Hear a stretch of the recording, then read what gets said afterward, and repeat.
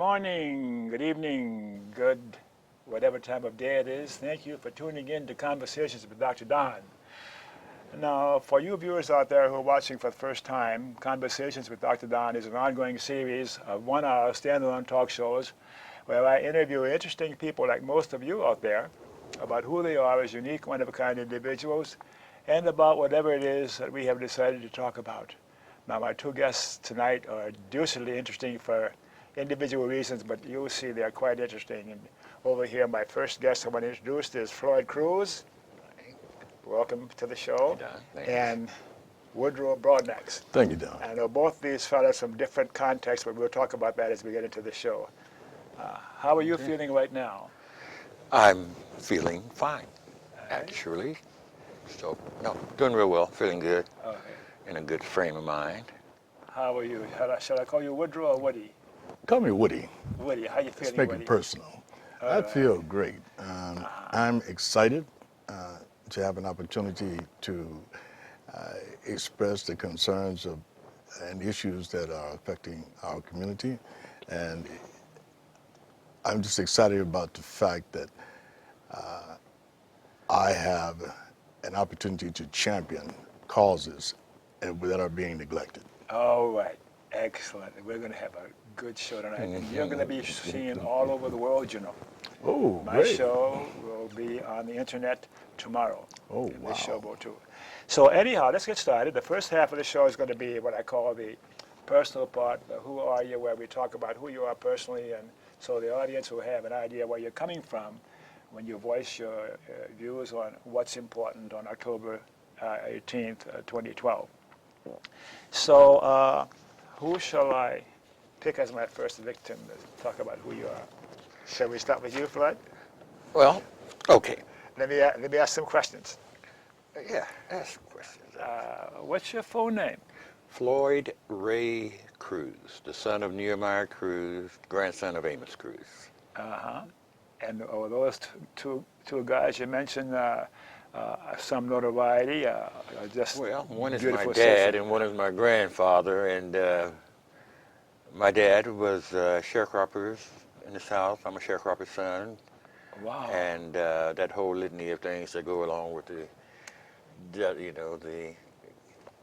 moving from that genre of life to big cities. We migrated to California, and that's when life began. All right. But I forgot to mention, occasionally one of my guests will become fascinated with the image on the screen of the monitor, and they stop talking to me and they start looking at themselves and stuff. So let's converse among ourselves, unless I ask you to talk to the audience, and then I'll point to the camera. Okay. So you'll be talking to them, all right? And I always have a surprise question for my guests, and I can ask it when you say so, or when I do it so you catch you off guard. Shall I ask you a surprise question now? Or wait till later and surprise you? No, personally, I want to ask the question now. So Yeah. when shall I ask it? I'd go for it now. I mean, Okay. what Okay. better time? If I were to ask your best friend, who is Floyd? What would your best friend say? Floyd is, and speak like your best friend. Floyd is what? Man, you don't know my friends, man.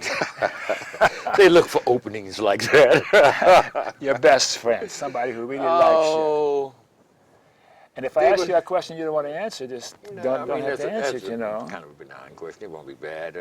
All right. I can only hope what one could say, because I can say, the only thing that I can say is that I'm a friend of theirs. It would be up to them to say that they're a friend of mine. And that's what I'm asking. What would that Okay. friend say? Go on the first person, Yeah, he would- pretend you're that friend. Oh, well, You say, okay. Floyd is what?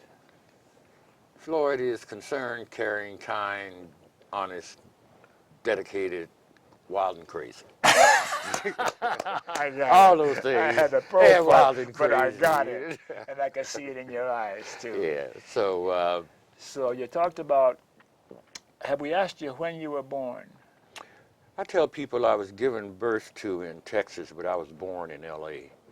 Okay. And in essence, that's the story of my life, Oh, and we're going to hear more about that. Anything significant about your cultural or racial heritage that's worth repeating for the viewers?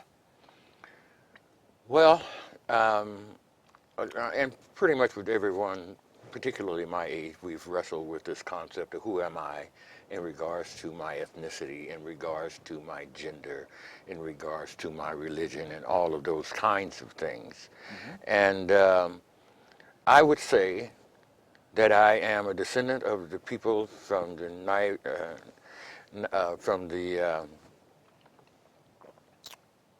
well, Someplace in Africa? yeah, sometimes I have a brain. I talk about these things. Well, look at my white hair. I have it all the time, so go on. Yeah, um, from the Nile River Valley. Now, yes. Right, right. And of course, as we know, historically speaking, and I would call myself a pseudo-historian. I really am interested in science. I majored in philosophy at school. I really had the burning question that all philosophers seemingly have is, how come? How come that's that? You know, why is that Why? stuff? And so the whole idea of fostering concern and wondering about things. And so I've been wondering about why things are as they are and why am I like I am. And so I wrestle with those things. I'm assuming everyone wrestles with these types of things.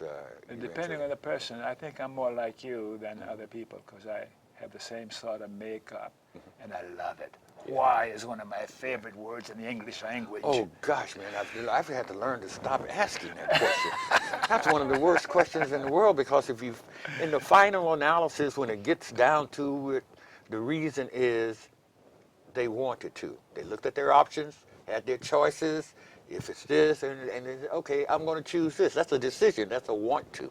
So you ask somebody why, you know in the final analysis it's going to wind up being because I wanted to. Because you're going to rule out all of the garbage as to why it didn't, you know. So I don't even ask people why. You know, Let's most of my continue, reports 'cause at the rate we're going to be here for 4 hours. yeah. Okay, let me ask you another question, okay? Do you have a religious preference nowadays or not? I would have to say that I do. However, I am non-traditional in terms of religion. I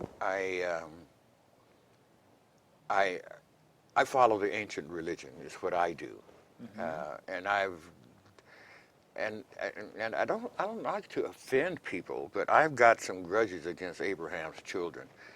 I think Abraham ought to ring his children in there, running around the neighborhood and causing all kind of havoc every doggone way. He ought to raise those kids right. Got these 3 boys running around fighting amongst each other, talking about destroying the neighborhood. I don't know what is wrong with Abraham. I'm going to have to talk to him and say, rein these children in, man, or else the neighborhood's going to take care of your kids, you know, all 3 of them, you know. What about your formal education?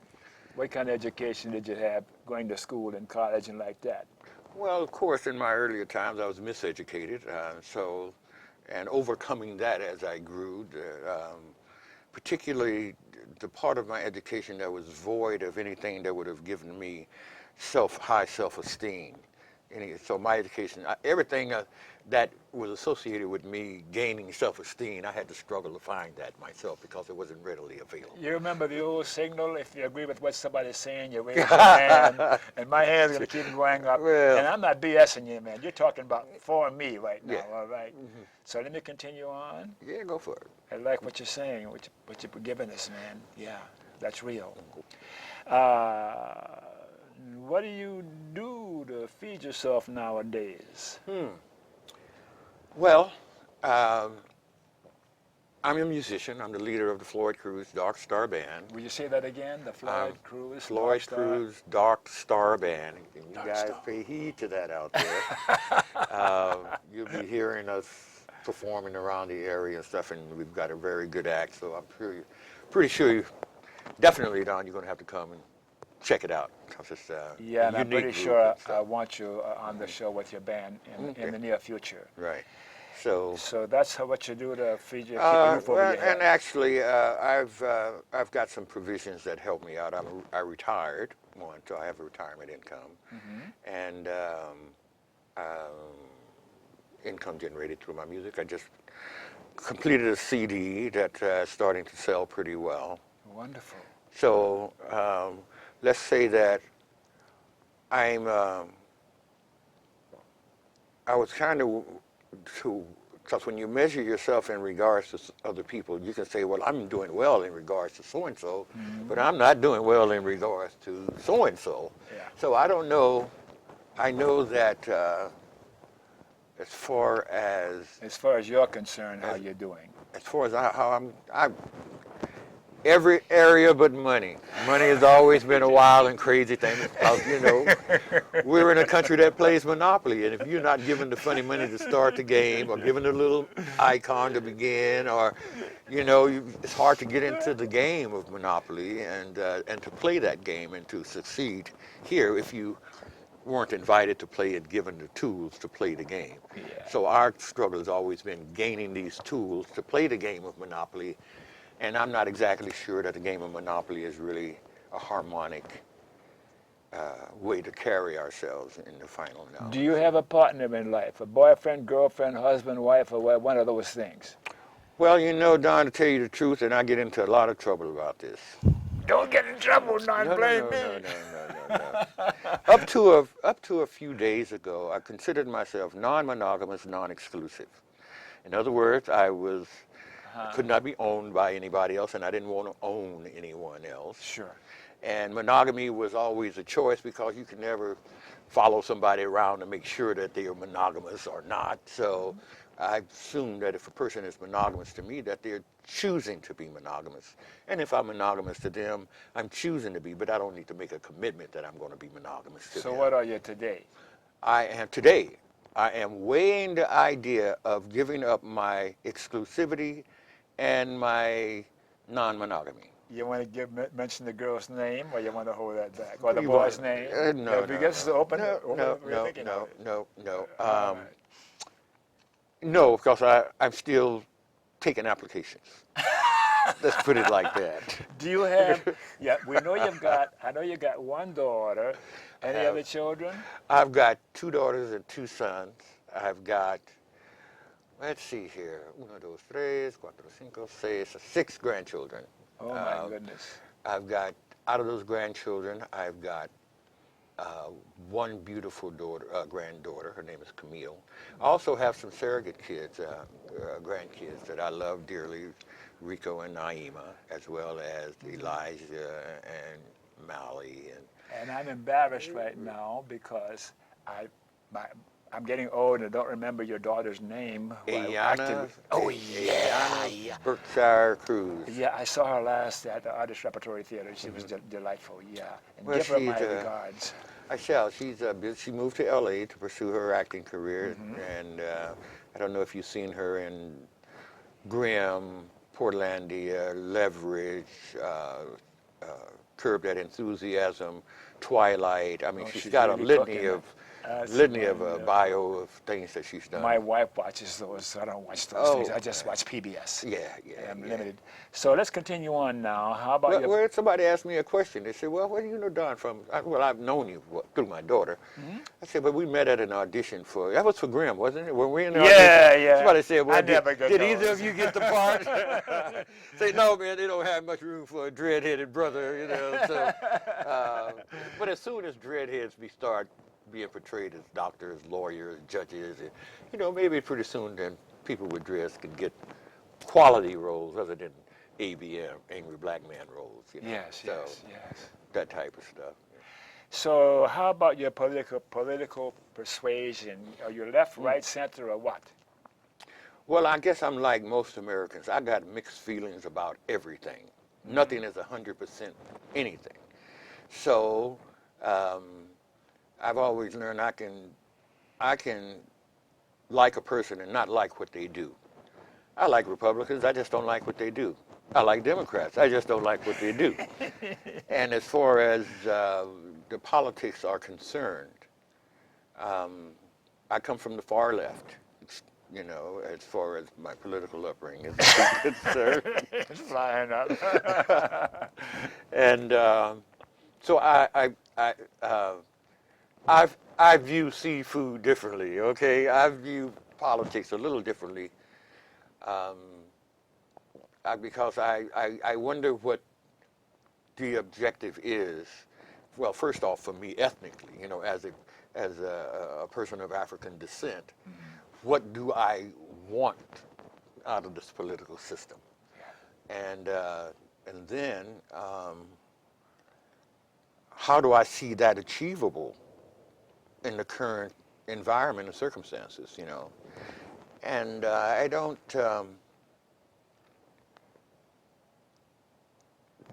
I'm not exactly sure that the problems I see can be corrected, which means that it leaves me only a couple of alternatives.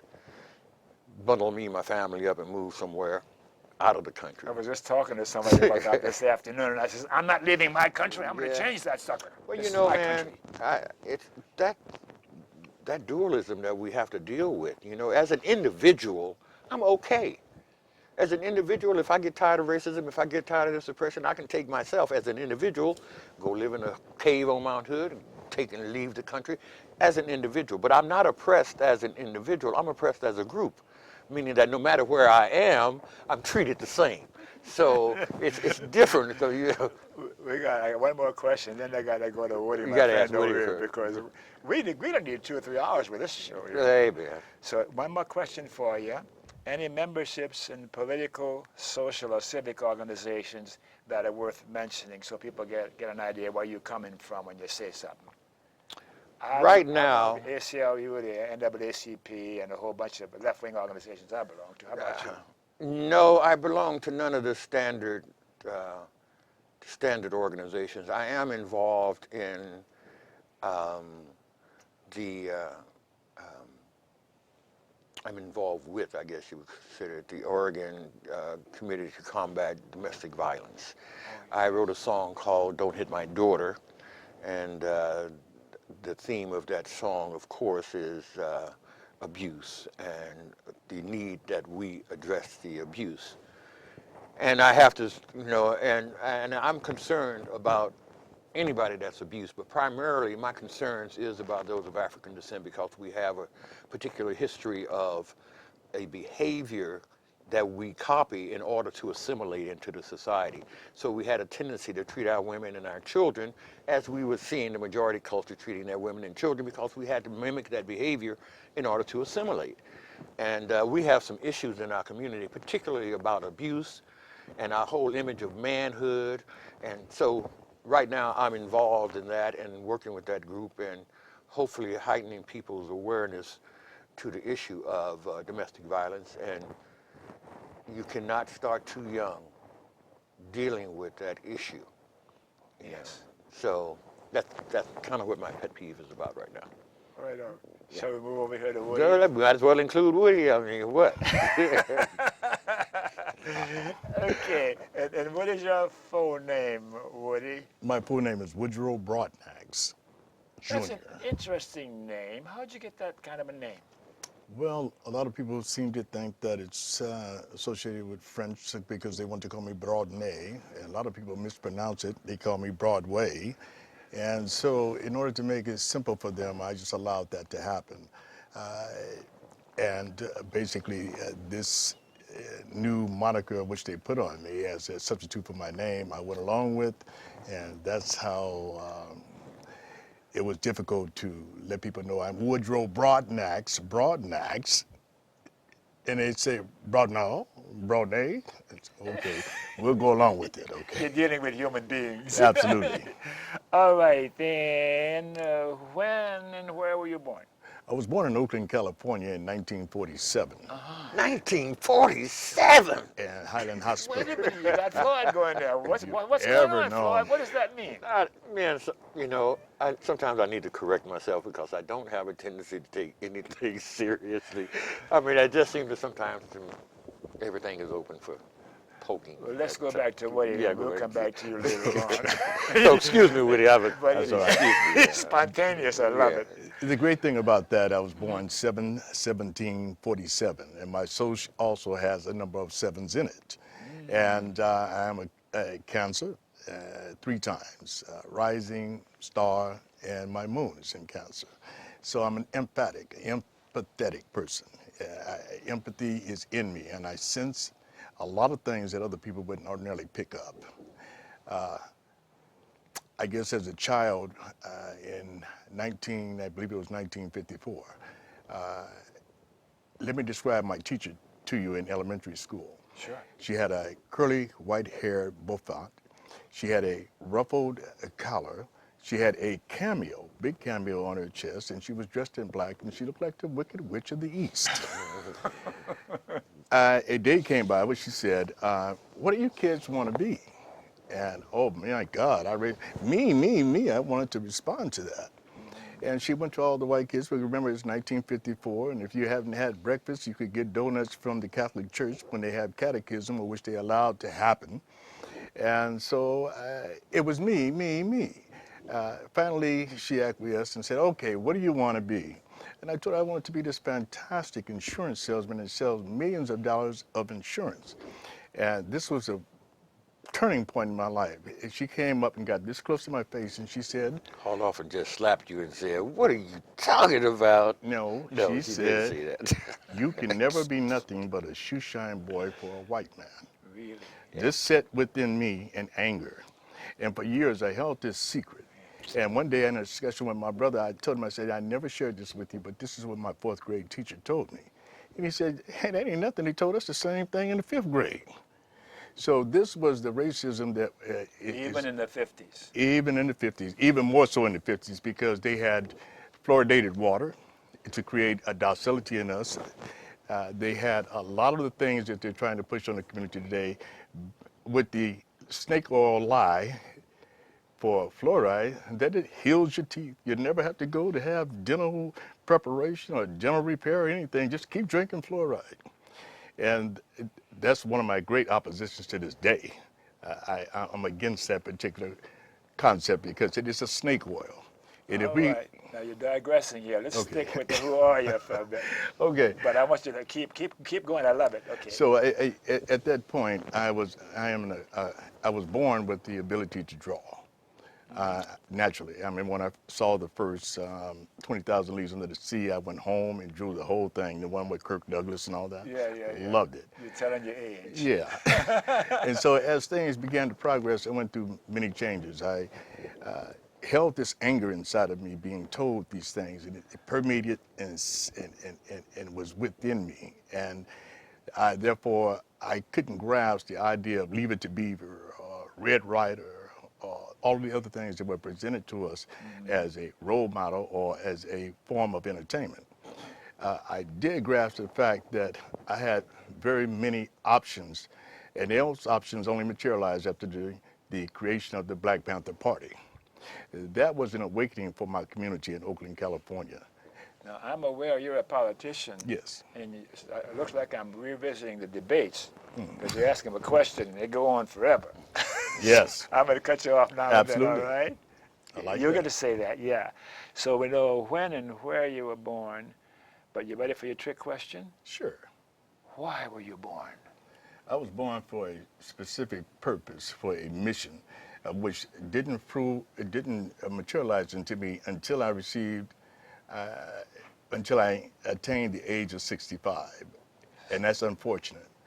At the age of 65, We look so young for our age, you know. It's a racial thing, isn't it? Yeah, well, I think it's the oh, drugs. I think it was the drugs, and I think No, that God was preserving me. I went through all of the pitfalls that most youth go through. I went to prison. I went to behaviors that were not me, that I was not comfortable with. And I wanted to do something greater, but this was what we were relegated to. This is the area in which, if once we stepped outside this area, we either became a threat or were sent into some other form of incarceration. But I was able to come out of that by educational history, which I'm sure we're going to get into. Yes, we will. Right. See, you stopped on yawn that time. I got it. You mentioned a little about your racial and cultural heritage. You need to say anything more about that? Well, you know, I didn't have a purpose in life. I didn't have a direction in life until I investigated the 19th of June. The 19th of June was the 1865 freedom of the enslaved.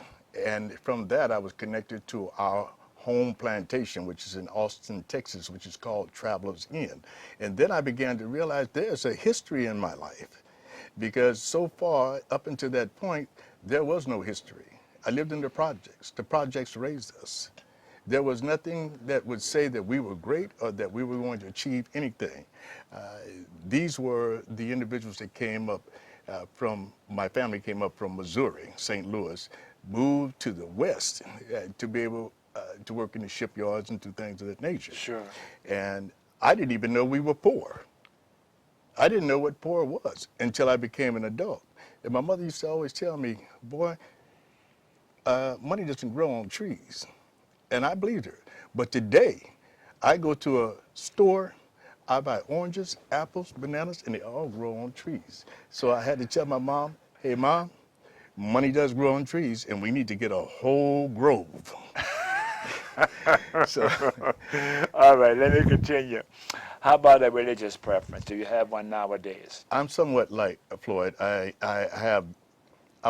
grandmother used to take me to A.A. Allen, which was a revivalist. And it would scare me to death as a little kid, 3, 4 years old, when you'd see 200-300-pound women jump up and run across the top of chairs and people shouting and people, I mean, as a kid, you're like, what's going on? You know, I didn't know that this was the concept of the joy of being with a loving God or hearing the word. And so it set a fear in me in terms of religion. I looked inside myself for that spiritual connection with other people. Yes. Being an empath, I don't see all my needs being set in one particular denomination, because I believe that universally we have an opportunity to enjoy all cultures, all religions. And why must we be relegated to say who we are by saying, I'm a Baptist, I'm a Christian? No, I believe in God. I believe in one God. And I believe that one God has been defining me and molding me for this moment. This is my destiny. Okay. How about your formal education? How much of that you got? Well, I attended Berkeley High School in Berkeley, California, graduated from there as how should I say, an artist. In other words, I had gotten a scholarship to Juilliard to study art, but my mother did not allow me to go. She didn't want her baby boy in New York City, away from home at that point. And so that fell through. So I started attending classes at and I went to the East Bay Skills Center and learned how to become a med clerk, or they call them technician. From there, I went to, University of California EOP program, which was an equal opportunity program. And that's to say that at that time, there were not that many blacks on the campus or being introduced into that particular dynamic. So it was enlightening, because in Oakland and in Richmond, we didn't see white people, not like we see them here in Oregon. We saw them sparingly, but when you got on the campus of the University of California, multicultural, you saw everything. And it was enlightening to me that we could communicate. It was enlightening me to be in that dynamic, and that led me to the College of Marin in Kenfield, which was the IE highest per capita and money, one of those kind of colleges. And I stayed with, at that time, Les Crane, who was the husband of Eve Crane, who documents the Black Panther Party.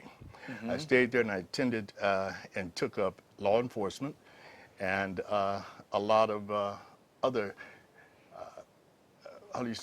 political science classes.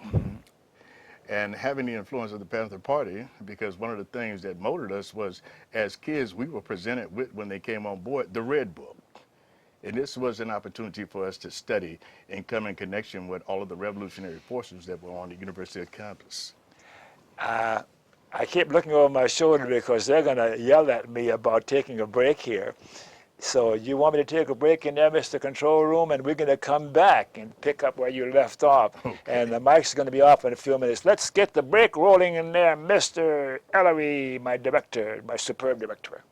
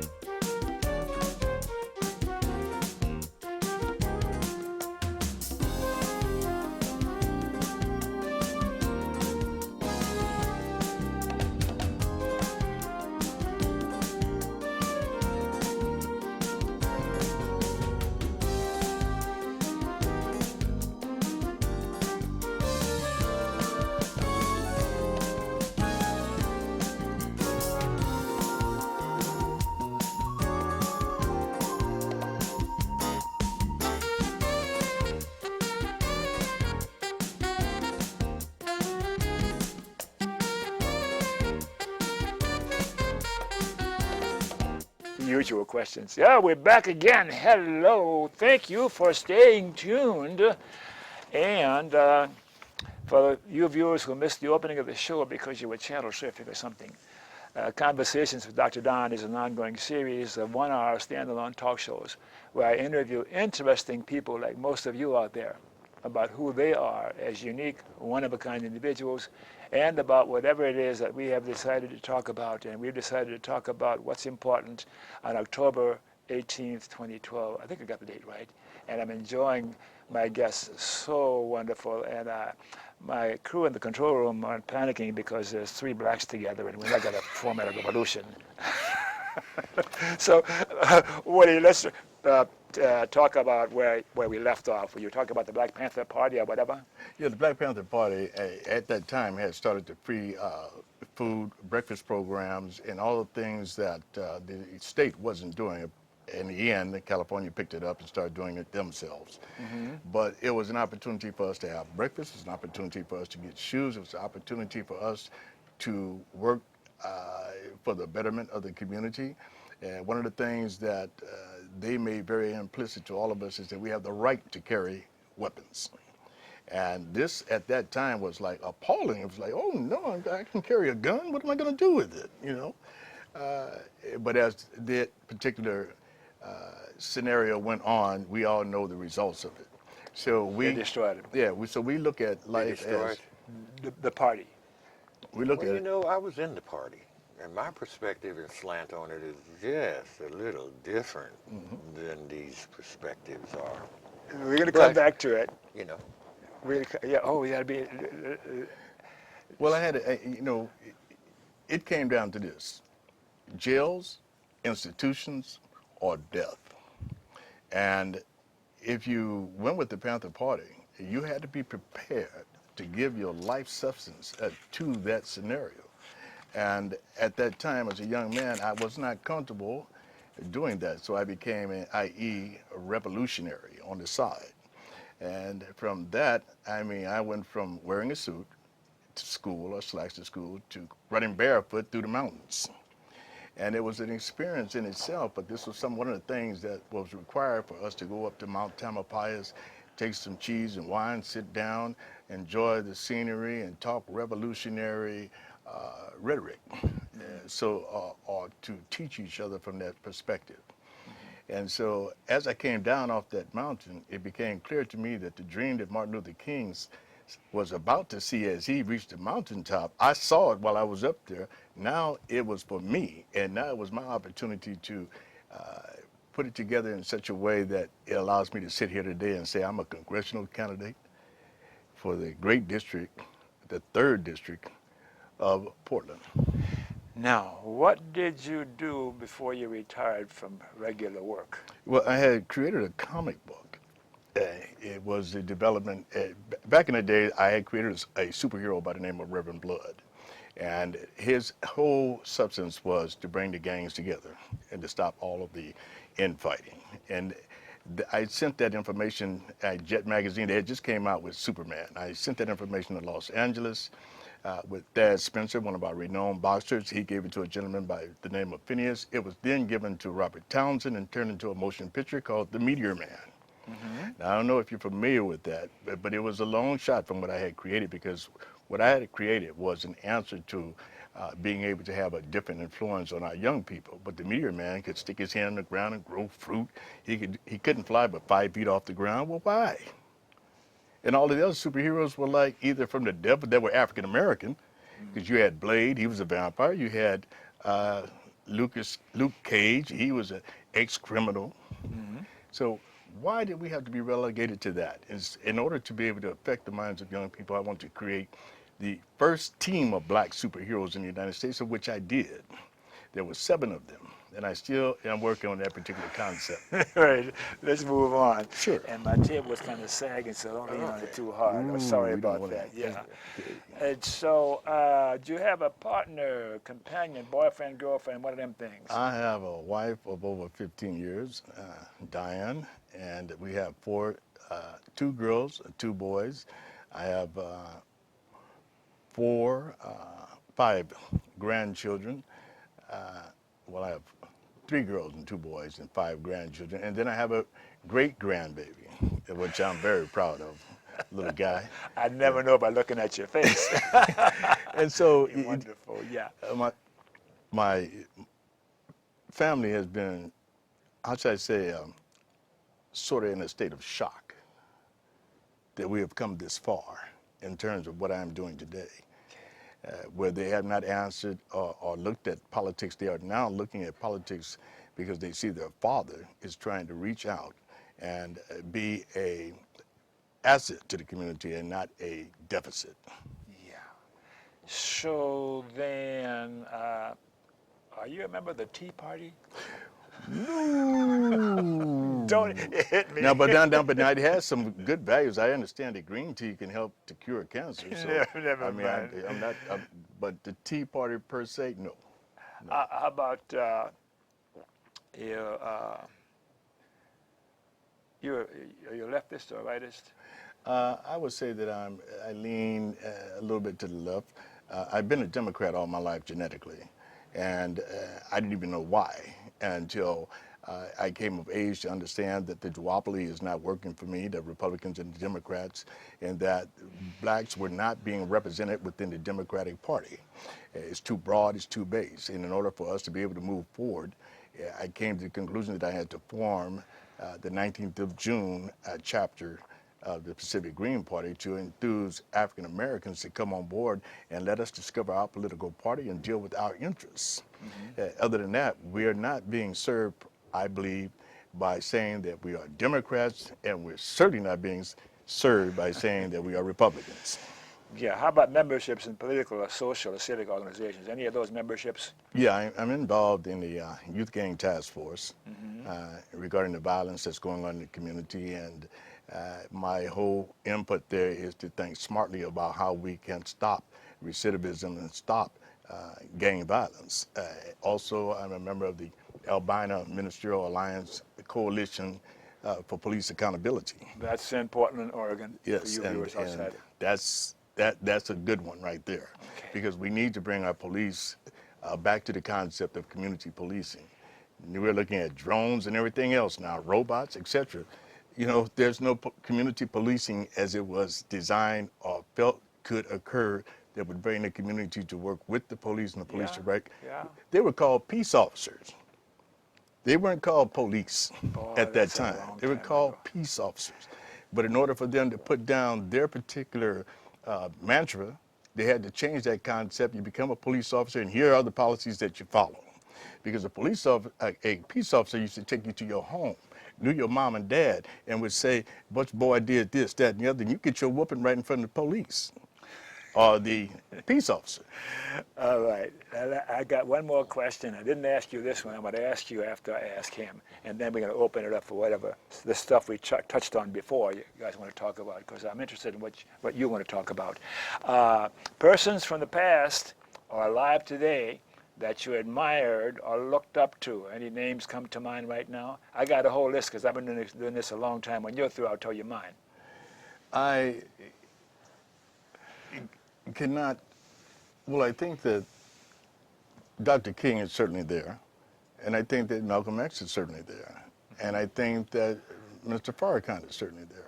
And they all have some very, very valuable insights, and I'm not talking about being influenced by it, but taking that good and putting it together and putting it in a soup and then serving it to people in a particular way in which it is palatable.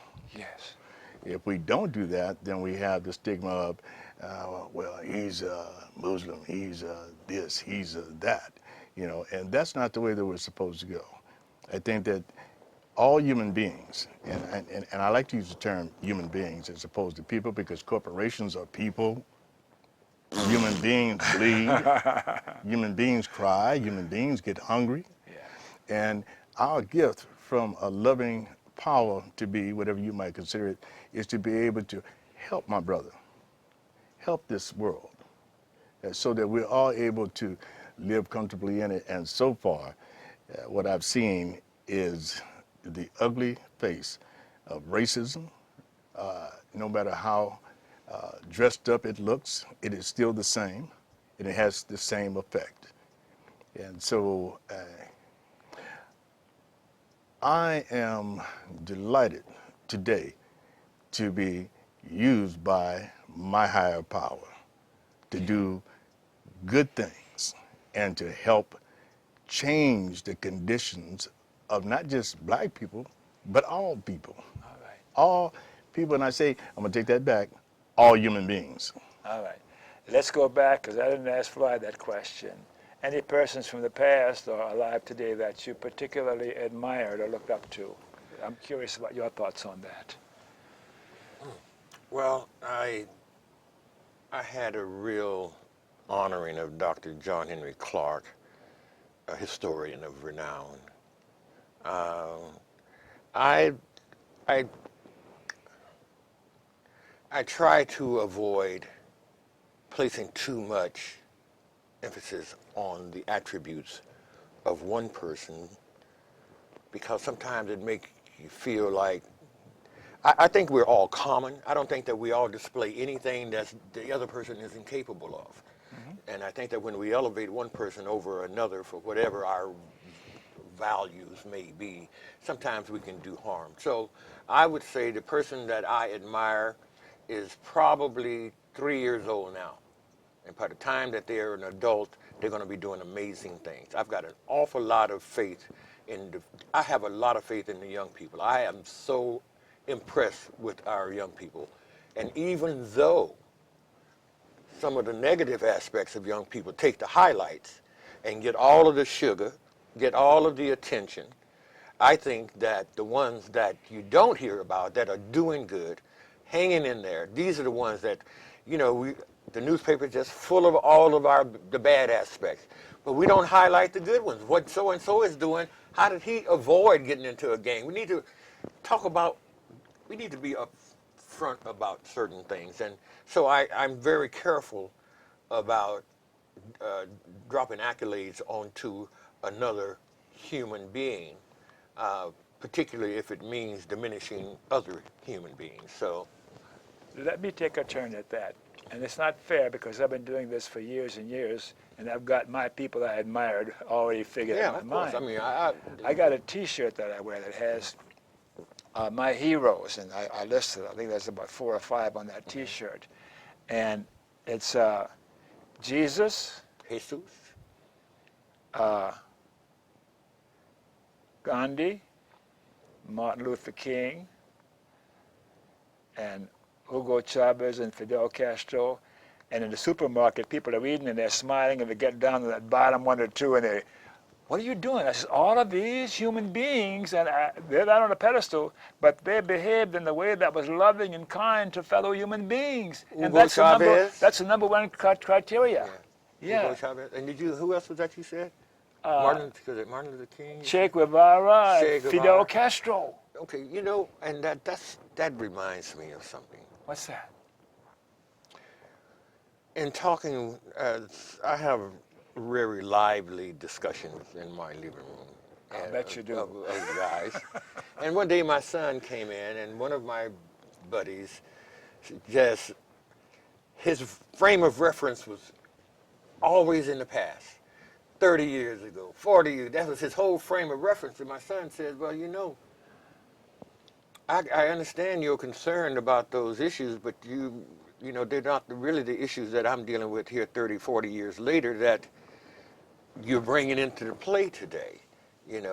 First off, so anyway, what I'm saying is that sometimes in our conversations, our concerns are so period-oriented, coming out of a period of time in which there was involvement, there was struggle, and that was some great times, man. There was nothing like running wild doing a riot or acting crazy, those are some great times, but they're not applicable to today's young people. Today's young people are more aware, more in tune. We learn from history and from what went on there. It doesn't mean I'm dwelling on that. No. First off, let me take this off of a person. I I'm cut not you talking off. about I cut you off. anyone in particular. All right. But to say we learn from history, that's kind of strange when you realize how twisted history has been. That's why we are. But let me touch on this real briefly, and I don't want to harp on it. Sure. It's interesting that when people see black people getting together, particularly black men get together, man, we always bring in this issue of race. I mean, we can't talk about all of our conversations are associated with race. And I just want I want the public to know that racism is the number one priority amongst people of color, particularly those of African descent. That is our priority. I mean, and unfortunately, since which leads me, but that is the thing that most affects us. And I'm not, and even coming up with the right definition of racism, because a lot of people misconstrue prejudice for racism, and without understanding that racism is a concept, it's a philosophical principle. Yes. You know, and behavior is based upon what we believe to be true, and if people believe certain things to be true, that behavior so. So the whole idea of the issue of race and racism becoming our topic every time we sit down, sometimes it's kind of unfortunate. We don't get to some other crucial issues because we're carrying some of the history of that given to us through our parents and our parents' parents, and, you know, don't trust no white person that's over 5 feet tall, and, you know, some crazy stuff. But we're not doing that now together. We're not doing that. Let me add this. Sure. In Africa, tribalism was a way in which one tribe subjugated the other. This tribalism, when the white man came and saw it, one tribe was actually taking out the whole tribe. And he said to certain chiefs, give them to me, let me take them to America, we'll work them to death, and you could come along and have your foot on their necks. They took from these people on that slave ship as they came across the water respect, responsibility, accountability, productivity, and peaceful relationships within oneself and within others and in the world. And because they took that from us, we began to act, as Floyd was saying, doing all kind of crazy things because we had no, how shall I say, mastery of those principles, very important principles to all of us. And then we see a man that becomes the President of the United States. And how does he do it? By being respectful, by being responsible, by being accountable, by being productive, and offering peace. So if we take those particular principles and we're able to put them back, if 600 years of that particular stuff, it'll probably take another 600 to take those principles and put them back into our children. But once they grab those principles, they can then be anything they want to be because there's a mastery in it. I think that we do a disservice every time we talk to our children about our 400 years of oppression and slavery, particularly when you realize that our history goes back 40,000 years. Our history involves the bringing forth to the world, what we offered to the world as a people was a concept called civilization, the art of living together socially. That was invented and came out of our history. But when we talk about 400 years, I want to get over that, man, because, you know what I'm saying? I'd rather you, but, you know, I'm dealing with people who believe that the world began 6,000 years ago. So I got a bunch of problems with that and how we talk to kids about their place in history, their place in life. And we need to understand that this whole issue of race is a myth anyway. It's no, you know, so, but for particularly people our contemporary, of our generation and age, we went through a lot of struggles that are still burned in, and we talk about it, we pass it on. You know, we got some of our kids so frightened. I've got a song that's called Down There, in which part of the song says, there's a verse that got you scared to go and see your folks down south. You know, it's, you hear so much, you know, I know you've heard about hanging ropes and pickup trucks make you scared to go down south. You're going to have to give me a CD. So, all right, let's bring this part to a close for a minute. Now, the title of the show is What's Important? Mm-hmm. Now, we have a few minutes left before we got to sign off. So think about what's important, most important right now for us to share with our viewers. And I got a mantra. What's important for me is, as you'll see at the end of my show on the screen, I say KFC, not Kentucky Fried Chicken. Dr. Don's KFC, kind, friendly, and charitable. That's what's most important. Being kind, friendly, and charitable. Living lovingly in the moment when I'm with a fellow human being. And walking the talk. And if you see me and you're my friend and you like me and you see me not walking the talk, nudge me. Or even you got to thump me upside the head a little bit and say, hey, you're not living what you say your belief is. And I'm learning. I'm God darn, I'll be 84 in another month or so. No. And I'm still learning, Floyd. I'm still occasionally, I said, darn, I used to say when I learned something new, boy, you're so sure stupid. How did it come you didn't recognize that? But anymore, I'm kind to myself. I said, oh, I'm still learning. That's okay. I'm adding to what it means to walk the talk that Jesus, Gandhi, and other people like that walked. So I'm learning from their life and their experience rather than some of the people that, no, I don't want to go there, but you know what I'm getting to. So what's important for you? What's important for me is for us to get back to being human beings, humanity. Yeah. How do we assess that? We assess that by mastering those same principles I spoke about. Respect for other people and respect for yourself. Being responsible for what you do and being responsible for the people around you. Being accountable, that's simply telling the truth and being productive. So where's the reward in that behavior? The reward in that behavior is to be able to stand up and be actually a sign, a light bulb for people who are practicing other behaviors. I mean, these behaviors that we practice, I firmly believe that everybody in the United States needs to get an SSI check because they have created a mental health issue in all of us. And the only way to be able, when they put that stuff in us, we have to be able to take it out and put something else in it. And what do we put in it? Respect, and responsibility, accountability, productivity, and peace. So the reward is the feeling deep in my core that I am living lovingly. That something happens inside of me when I'm kind to somebody.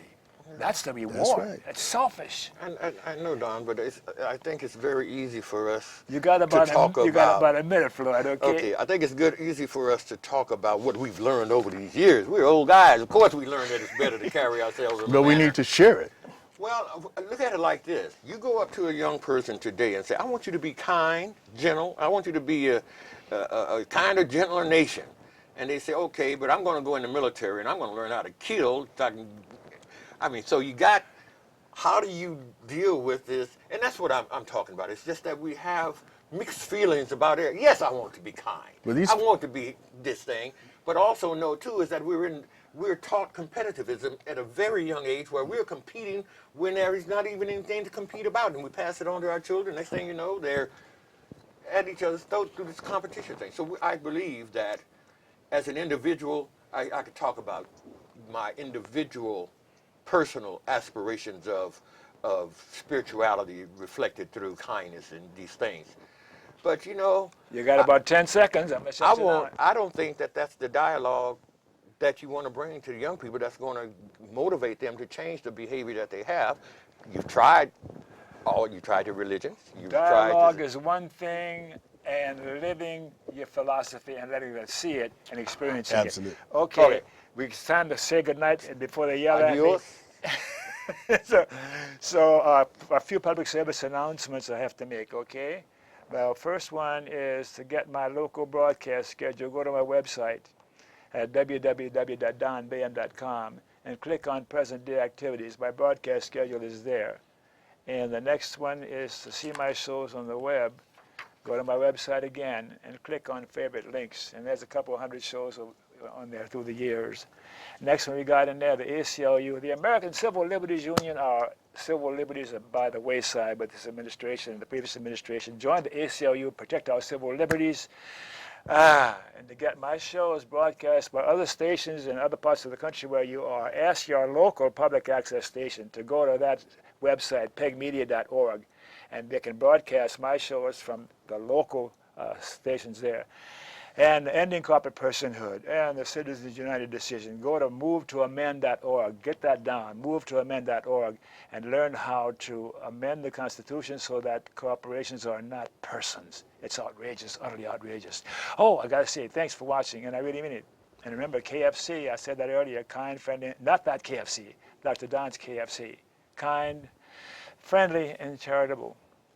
Be kind, be friendly, and be charitable to you too. And you too. And you too. Can I ask you something briefly? No. We're through. We're through. Okay.